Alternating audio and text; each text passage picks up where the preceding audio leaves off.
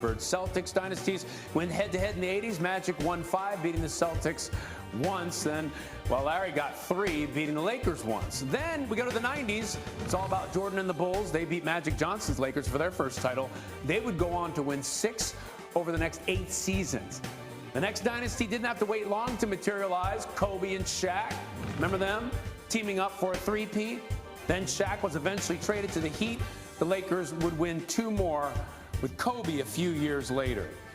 And the reason we're talking about this, well, it brings us to the Warriors dynasty. And are they in this discussion?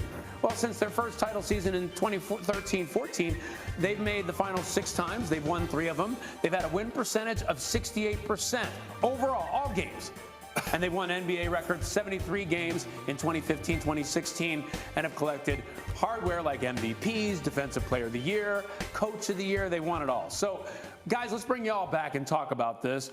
Curry, we'll start with him, right? 4 wins away from winning his 4th ring. So, JJ, if Curry wins another title, where is his place among the all-time greats? I really believe he's already a top 10 to 12 player. And I have a list in my hand right here. Which is an incredible list. My 12 greatest players of all time. I think if he wins, he cements himself as a top 10 player. And then you have to have a really interesting discussion about who moves outside the top 10. And maybe that's a discussion for another day after he wins a championship. Yeah, that would be key. Vince, what do you think about that? Where is his legacy if he wins a title? You know, I went to Carolina, and of course, JJ went to Duke, and this is showing that we can agree and work together, because I agree with what he's saying about Steph, and I do. I mean, I think he's spot on. I think he's solidified himself. He's earned the right to be considered in the top 10 to 12 players, like JJ is saying, and winning this championship only grows the legend of Steph Curry. So I just want to see where he ends up when he finishes, because, you know, they deserve that as well as the great superstars they are. Where do they finish when it's all said and done? Not where he is right now.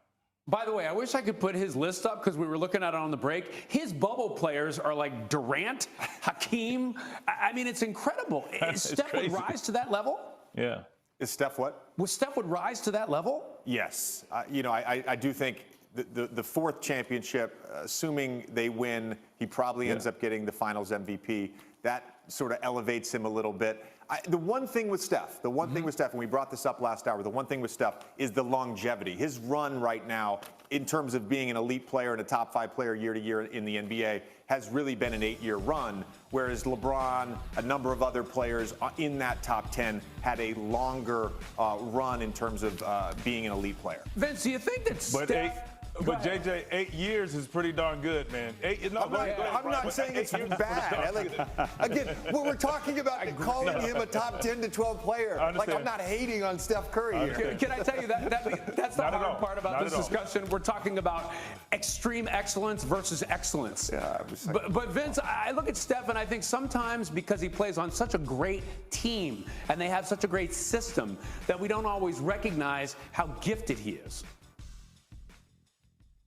Absolutely. This is a megastar who is willing to defer for the betterment of their team, and to make sure that their team they're winning games. It is not about Steph Curry and his average. It's about the hardware. It's about, you know, building a legacy, and he's doing it a different way. Like I said, I was in a superstar position where, you know, late game I needed the ball in my hand because I knew that's when I was effective. Steph Curry, late game, he's effective just because of who he is and how he plays the game. And Steph right now is in a situation where if he does not win, he still is considered the top 10, 12 players in the world. If he continues to win, he just moves up that ladder, and it opens up another door, an elite door that not a lot of people even know about because they don't reach that status. So I'll give you the last word. Go ahead. Well, I just was going to add on to your point about the Warrior system. My favorite quote about the Warrior system is that Steph is the system, and that really is the truth. The orbit of that system is around him. He is the center of that universe. I like how you put it. He's the sun, and it revolves around him. And Draymond Green, by the way, spoke to ESPN about this system and this team and why he always believed this Warriors team would return to the finals. He says this, because nobody had beat us. No one has ever beaten us whole, ever. has not happened yet. In 2016, I got suspended from a game in the finals. In 2019, Durant goes down in the finals. But then you follow that over to Cleveland.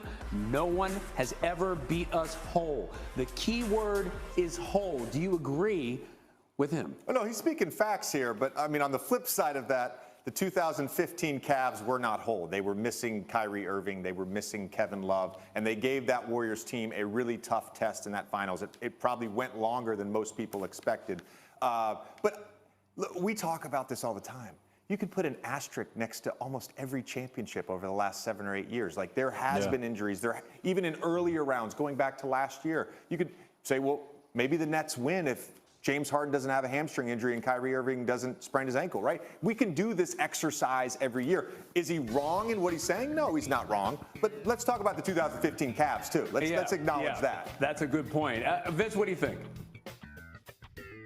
No, JJ is spot on with that as well. I mean, this is Draymond looking out for his guy. This is Draymond making sure we understand the narrative of they're at their hole right now. You look in their practice facility, everybody's back. They're ready to defend and get back into the championship circle. So this is Draymond just making sure he's like, no, the narrative is going to be the Golden State Warriors are champions, not about the Boston Celtics. That's what he's doing, and he should do that.